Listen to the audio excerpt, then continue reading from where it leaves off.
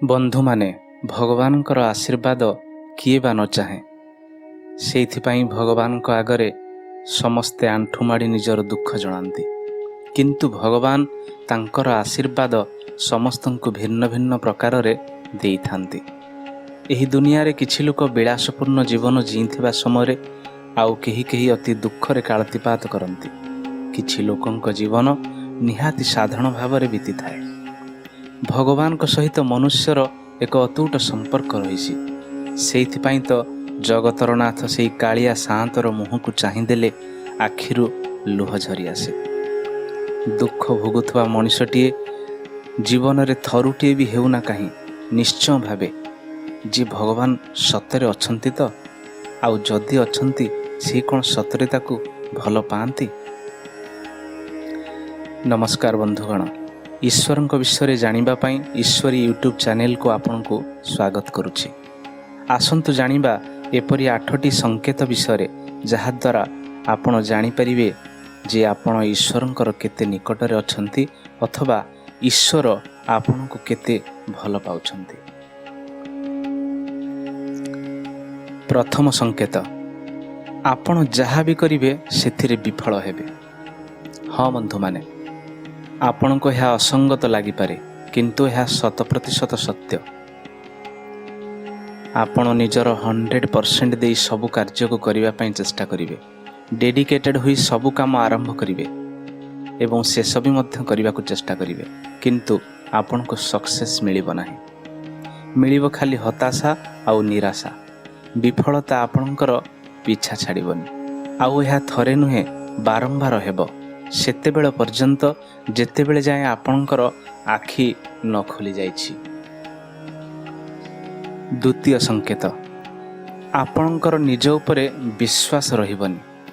हाँ बंधु माने, जेतेबेले ईश्वर आपणक सहित रहिथिबे सेतेबेले आपण सबु समय रे निजकु एकुटिया ही पाइबे। आपण बुझी पारिबे नाही कि आगो को कौन करिवे। निजको एपरि एक स्थिति रे पाइबे जेउठी आपणकु केही साहाय्य करि पारिबे नाही। चाहि करी मध्य निजर मन कथा काहाकु कहि पारिबेनी। जदि भी आपण काहाकु कुहंती तेबे से आपणकर स्थिति बुझी पारिबो नाही बा तांको पई हुए तो यह एक बहुत छोट बा सामान्य कथा होइथिबो। अनेक समय तो सेमाने गुरुत्व ही दियंती नाही। तृतीय संकेत, आपणक जीवन रे दुख चरम सीमा रे पहुँचीबो। हाँ, आपण दुख रे भांगी पड़िबे। आपण को लागिबो जे दुनियार सबु दुख सही सारलेनी, एहा ठारू आउ किछि अधिका कौन हेबो। आम भारतर अनेक महान महान सन्थ एवं मुनि ऋषि माने अछंती जे माने बड़रू बड़ दुख को सही सारिबा परे जीवनर सबु किछि हरि सारिबा परे सेमानकर संसार प्रति वैराग्य जन्म होइथिला। भौतिक सुख तुच्छ बोली जानी परम ब्रह्मर संधान रे जीवन को उत्सर्ग करथिले एवं ईश्वर सान्निध्य प्राप्त करिबाकू सेमानक मनरे तीव्र इच्छार संचार होइथिला। अंतरे सेमाने ईश्वरंकर दर्शन लाभ करथिले। बंधु माने, एही दुख पाई मनुष्य भांगी पड़े सिना, किंतु ही सबु दुख कष्ट जंत्रणा ताकू ईश्वरंक प्रति मनरे भक्ति भाव उत्पन्न कराई थाए। से यह बुझीपारे जे दुनिया रे सबु सुख नाही, आउ जहा भी अछि सबु क्षणभंगुर। प्रकृत सुख संसार बदले संसार सृष्टिकर्ता पाखरे ही अछि। बंधु माने, ईश्वर आंभ मान को प्रथमे हारिबा सिखाई थांती, कहीं ना जी हारिबा कौन जानी नाही से जितिबार मूल्य बुझी पारिबो नाही। चतुर्थ संकेत, आपण सब बेले निज भितर निजकु खोजिबारे लागि रहिबे।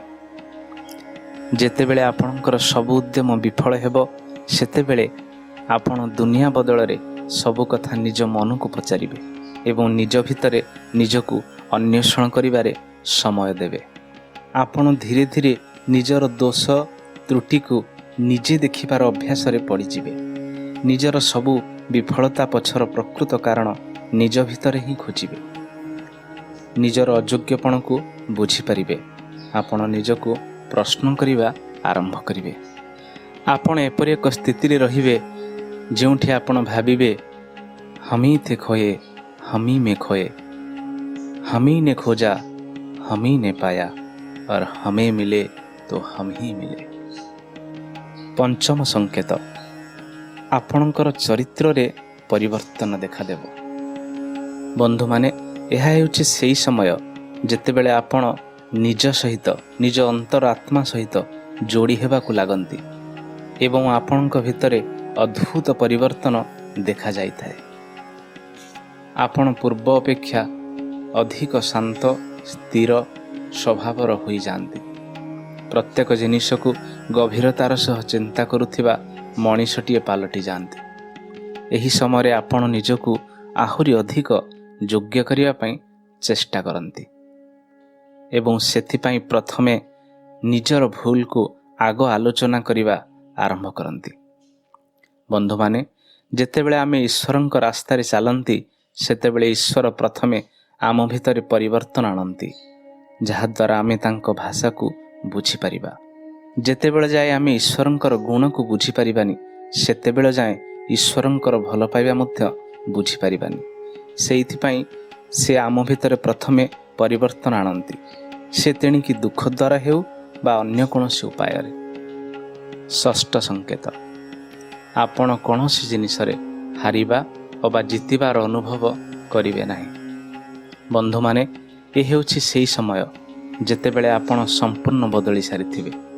जीवन को देखिबार शैली रे परिवर्तन आसी सारिथिबो, जहा द्वारा बाहर घटुथबा घटनार प्रभाव आपणक उपरे खूब कम पड़ुथिबो। संसार रे घटुथबा घटना को आपण सत्य न भावी एक नाटक रूप रे देखुथिबे, ईश्वरंकर माया बोली मणुथिबे। आपणक भितरे एक साक्षी भाव जन्म नहीं सारिथिबो। आपणक पई संसार केवल एक रंगमंच छड़ा आउ किछि भी अनुभव हेउ नथिबो। सप्तम संकेत, जेतेबेले आपणको लागिबो जे आपण ईश्वरंकर निकटतर हो गलेनी सेतिकी बेले आपणको जीवनर सबुठारु बड़ झटका लागिबो। बंधु माने यह हेउछि ईश्वरंकर सबुठु कठिन परीक्षार बेଳ। एही समय आपणकर विश्वास बुद्धि विवेक सबु किछिर पुंखानुपुंख विश्लेषण हेबो, जहा किछि आपण एबे पर्यंत निज यात्रारू बा साधनारू शिक्षा करिसंती। एही समय आपणक जीवन रे एपरी समस्या उपजिब जहा आपण स्वप्न भी सुद्धा भावी नथिबे। एही सबु समस्या जोगु आपण व्यतिव्यस्त होई पड़िबे। घरर कबाट ठक ठक करिब आसी अजस्र दुख अथवा अजस्र सुख। बेलासपूर्ण जीवन जीवार सबु साधन आपणक पाद तले थिबो, नहले गरीबर सीमारेखा तले रही मुठाए भात पाई अन्य आगरे हाथ जोड़िबे। एही समय आपणको एपरी अनुभूत हेबो कि ईश्वर बा भगवान बोली किछि नाही, सबु मिथ्या, केवल एक मनगढ़ा कथा छड़ा आउ किछि नुहे। बंधु माने एही समय सबुठारु अधिक धैर्य रखिबार समय, स्थितप्रज्ञ हेबार समय। जदि आपण एही समय विचलित न होई भगवान को ऊपर आस्था हटेइबे नाही, ताहाले अष्टम संकेतरे ईश्वर आपणक सम्मुखरे स्वयं आविर्भाव हेबे, नहले अन्य कोनोसी रूपरे तांकर उपस्थिति विषय आपण को जणाइबे।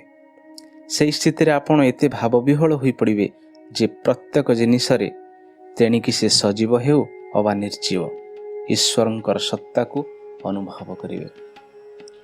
दुख सुख पीड़ा जंत्रणा निंदा प्रशंसा को पछरे पकई केवल आउ केवल विभु प्रेम को पाथेय करी पागल प्राय आनंद उल्लास रे घुरी बुलिबे। बंधु माने आपण को ही कथा गुड़िक केते दूर हृदयंगम हेउछि ताहा कमेंट रे जणेबाकू भूलिबे नाही। जदि चैनल को सब्सक्राइब करि नाहंती तेबे सब्सक्राइब करनियंतु। एही वीडियो लोकप्रियता हासिल करि परिले आध्यात्मिकता उपरे आउ किछि वीडियो आनिबाकू प्रयास करिबि। वीडियोटी को धैर्यर सह शेष पर्यंत देखिथिबारु आपनको अजस्र धन्यवाद। प्रणाम। जय जगन्नाथ।